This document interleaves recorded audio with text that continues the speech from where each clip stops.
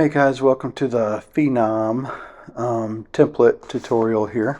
It's our newest template we have. Pretty excited about this one. I'll show you how to do all the customizations from the very top all the way down. So the first section is just the bottom text.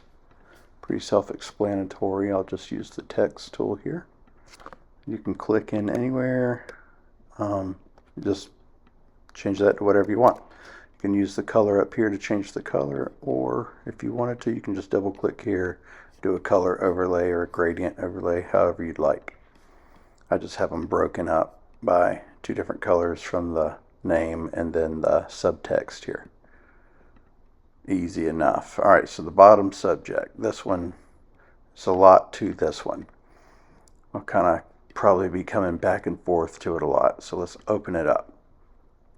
So right now you see I have the mask hidden. That's because I want them to show the feet. Let me get my move tool here. So let's say you just wanted to do like thigh up or something. Just click that mask and it puts that fade in there for you. And you select your subject there. And let's say I'm going to do Command or Control T for the transform, and you can just make him a little bigger here. You can drag him all the way up here if you wanted. Some of the designs I've done have that. So then just hit the check mark. So you can always do that as well. I'm going to Command or Control Z to undo that. I'm going to hold Shift and hit that mask again just to hide it again. So just clicking it unhides it. Hold Shift down, click it again, it'll hide it. All right, I'm going to close that, and again we'll be revisiting that again here shortly. Let's see. All right, so the top text again is just pretty self-explanatory, just like the bottom. Let's see. Open it up. You have school, team, and then the sport, so basketball. Let's see. So just use your text tool, get in here, Command or Control A to select it all. Here's one thing I've been meaning to show you. I think some people get confused on. You can see how all these letters are spaced out. Let's say basketball here. Sometimes it's hard to get in there and select that. All right, I want to do Control A, Control or Command A, sorry, for all. I want to change it to something shorter like tennis. So that's looks weird, right? Because it's small. So let's get in here again, select the whole thing. This time, find your character icon. Mine's over here. If you don't have it, you might need to go to Window. I'm not sure where that, right here, character. Just make sure that's on. And then this right here where it says VA with the arrow, I'm not sure what that stands for. That, I just highlight the whole thing, that whole number, and just up and down. You can hold Shift and do up and down too, and it'll make it go faster. And that'll basically spread those out. If you're holding Shift and it's going fast and you want to fine tune it, then just let go of Shift and then get in there. And then there you have it. Pretty easy. I want to undo that as well. Same thing with the name, school name, team name, all that. So again, I'll do the team name. Let's say, I don't know. Let's just do Mustangs. That's the other school I work with a lot. So that's really big. So in this case, whoops, let me get in here. Select the whole thing again. In this case, you don't want to bring the letters too close together. They start looking weird. So what I'll do here is Control or Command T, just like I did with the subject earlier. And I'll just kind of make it smaller, just fine tune it, bring it up. Then I'll get the school name, get my move tool, turn auto select off, and I'm going to just drag that down. Now you can grab the whole group if you want, and just kind of move it up or reposition it however you like. So that's just how to keep all these kind of boxed up, I guess is the right term. All right, so I want to hit undo a few times, just put it back where I had it. Another thing with this text, or sorry, with this font that I'm using, if you'll notice like some of these letters have a bunch of different character styles. So I've already fixed most of them for me, for my liking. Like the K, I think the default was this one. I have it on some of my images. I'll have it like that. On this one, I just wanted to change it. So if it looks weird to you, just highlight each letter individually. When you do, this box, for me anyway, just kind of automatically pops up. And you can select the character you want.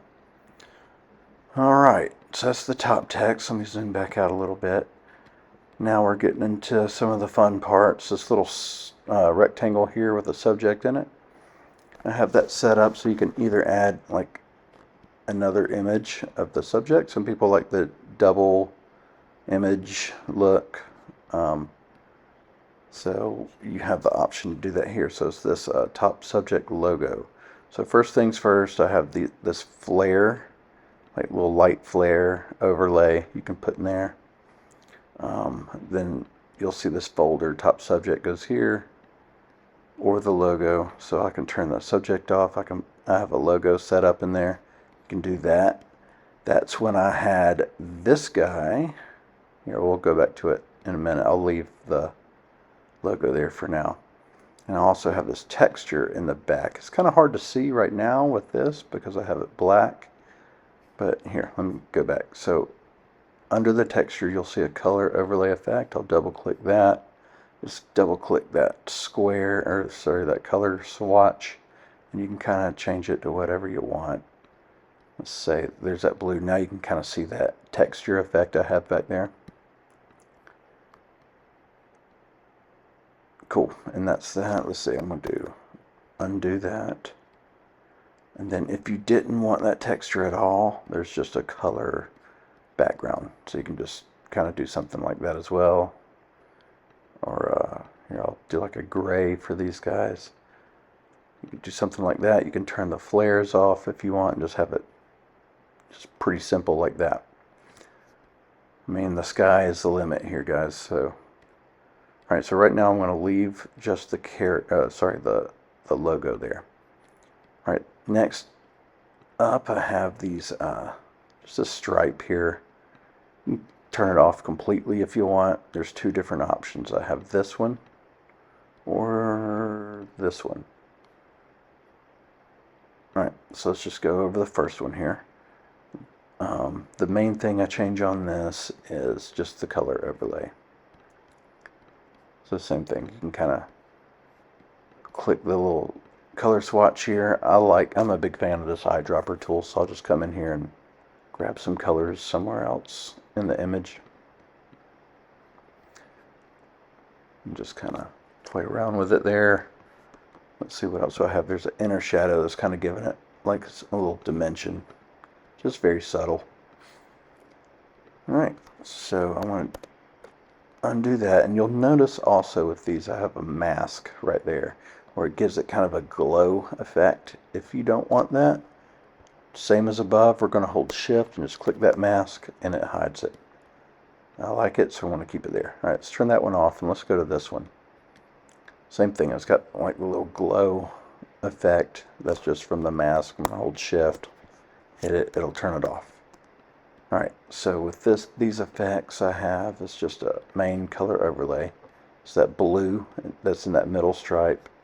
You can kind of see, go around, do any color you want. Alright, and then stroke, let's do, alright, so the second stroke, the white one, you'll see the opacity's all the way down. That's just the little gaps here. So we'll go down to the second stroke. That's going to be the outer color, that black. We're going to turn it red here, just kind of show you how to use it. Alright, cancel that because I want to keep it how it is. I'll just keep this stripe on for now. Alright, next we have Well, first I'll show you right now what comes with this template. It's just this kind of paper texture you see in the background here. That's this. You can turn it off if you don't want it. If you want to change your background color, you can do that here. I haven't seen many instances where crazy colors work for me. I'm sure some of you guys can come off with something good. I usually keep it white or just kind of like a grayish color here. Just going to keep it white for now. I'm going to turn that paper back on. But I also have this custom background. So if you guys wanted to, I have a sample in here now. Just this little AI, like concrete basketball court. Here it's just barely peeking through. That's how I like it. What's controlling that is this color grade layer. So you'll see I have the saturation all the way down and then the lightness pretty high. Depending on what image you have there, just play with that lightness slider and you can bring some more of that background in. If you wanted to add color, just bring that saturation up and play with the color slider. It's pretty cool. But me personally, I just like the simple kind of white look, washed out, where just a little bit of that background's peeking through. That's what I like. Another thing you can do is just get rid of that color grade altogether.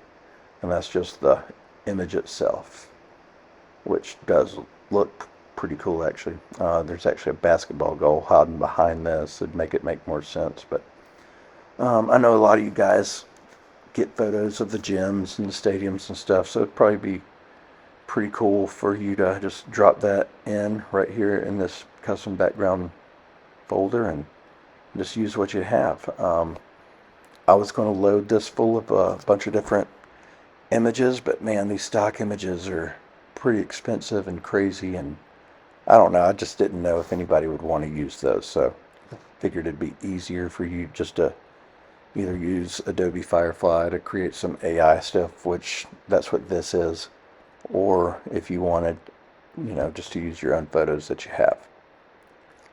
You could also use another subject photo, probably back here, just very kind of like in here would look pretty cool.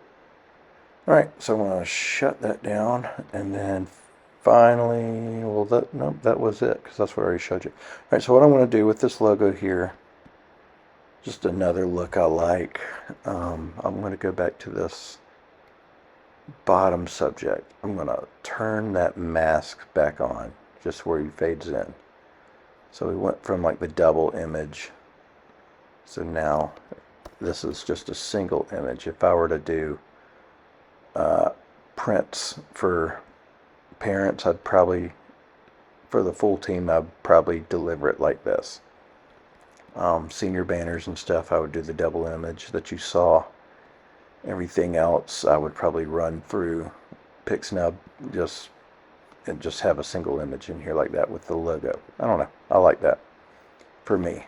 But really, that's about it. If you guys have any questions, or if you get stuck on something, or if I missed something, please let me know, and I'll do my best to help you out, answer any questions. All right, thanks.